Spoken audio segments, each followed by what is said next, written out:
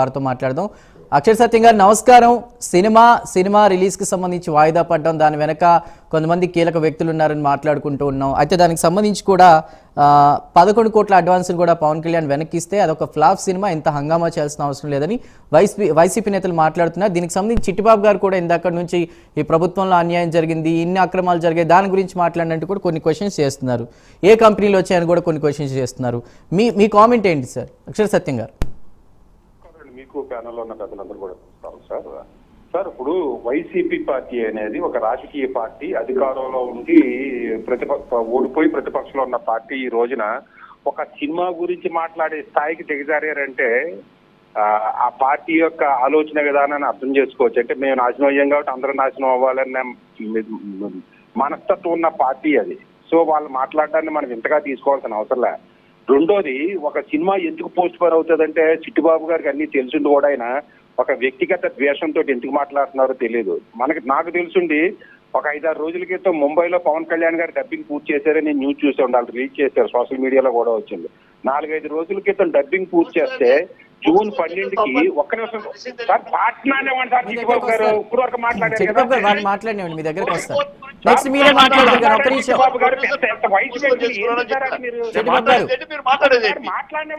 మీ దగ్గరికి వస్తాను. ఒక్క నిమిషం వారు మాట్లాడినండి సార్. ఇప్పుడు 5-6 రోజుల క్రితం డబ్బింగ్ పూర్తయిన సినిమా పోస్ట్ ప్రొడక్షన్ వర్క్ అంతా అవ్వాలని జూన్ 12కి అయిపోవాలంటే ఇంపాసిబుల్. వాళ్ళు డేట్ ఏదో అనుకున్నా చేసేద్దామని డేట్ అనౌన్స్ చేశారు.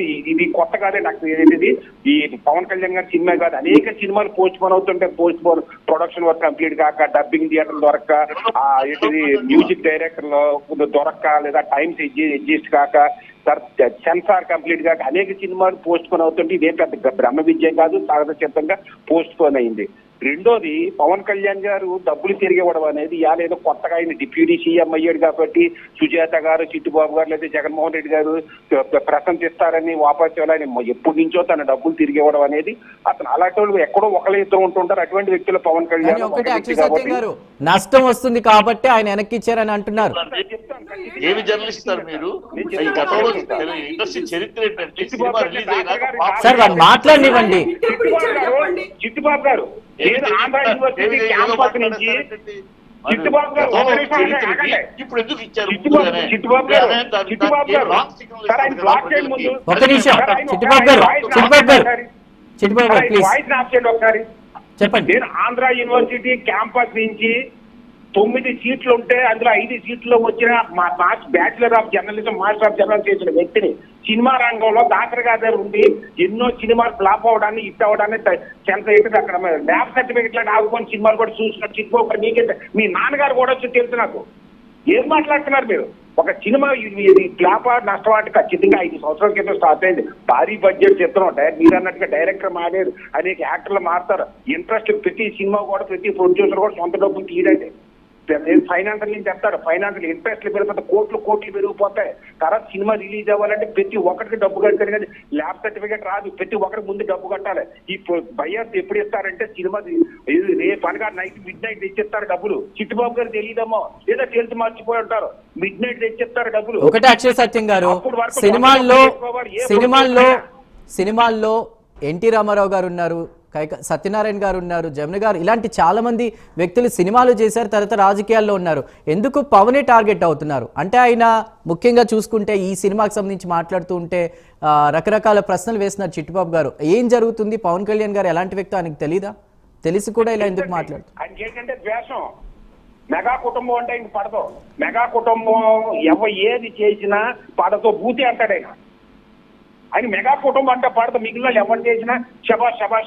ఏంటంటే జర్నలిజం, మీరు చేసిన జర్నలిజం ఏంటంటే, నేను పవన్ కళ్యాణ్ కూడా తిట్టాను, మీకు దమ్ముంటే తిట్టాను జగన్మోహన్ రెడ్డి, చంద్రబాబు నాయుడు అని. నేను పవన్ కళ్యాణ్ కూడా ఈ రోజు కూడా ఆర్టికల్ అయితే మీరు నా వెబ్సైట్ లో చూడండి, లేకపోతే నా ఫేస్బుక్ లో చూడండి. జర్నలిస్ట్ అని కూడా అందరినీ సమానంగా చూడండి. మెగా కుటుంబం మీద పడిపోవడం పవన్ కళ్యాణ్ ఏం చేశారు? ఎందుకు పోస్ట్ ఫైనల్ గా మీరేమంటారు? ఫైనల్ గా ఒక నిమిషం అక్షర్ సత్యం గారు, ఒక నిమిషం నేను వారికి సమయం ఇస్తాను. అక్షయ్ సత్యం గారు ఒక్క నిమిషం. చిట్టిబాబు గారు చెప్పండి ఫైనల్ గా. ఆయన సీనియర్ జర్నలిస్ట్ అయ్యి ఉండొచ్చు కాక ఒక వ్యవస్థ గురించి మాట్లాడేటప్పుడు ఒక కుటుంబానికి కొమ్ము కాయడం అనేది, ఒక కుటుంబానికి, ఒక కొణిదల కుటుంబానికి, ఒక మెగాస్టార్ కుటుంబానికి కొమ్ము కాయడం అనేది, ఆ రకంగా మాట్లాడుతున్నటువంటి జర్నలిస్టాన్ని ఏమంటారండి? ఆయన అక్షరం సత్యవాది. పోనీ ఇప్పుడు ఆయన అక్షరం అది. కాదండి, ఇందాక ఆయన ఒక ప్రశ్న వేశారు సుజాత్ గారు, ప్రజా సమస్యల గురించి మాట్లాడకుండా